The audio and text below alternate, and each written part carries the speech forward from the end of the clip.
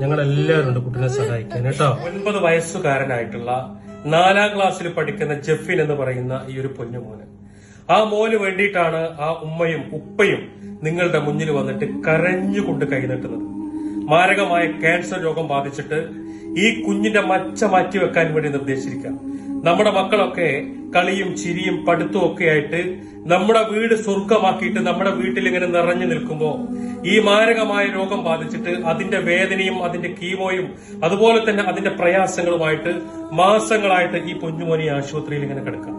നിങ്ങൾ വിചാരിച്ചാൽ മാത്രമാണ് ഈ ജെഫിൻ മോനെ ജീവിതത്തിലേക്ക് തിരിച്ചു കൊണ്ടുവരാൻ സാധിക്കുള്ളൂ, അവന്റെ വേദന മാറ്റാൻ സാധിക്കുള്ളൂ.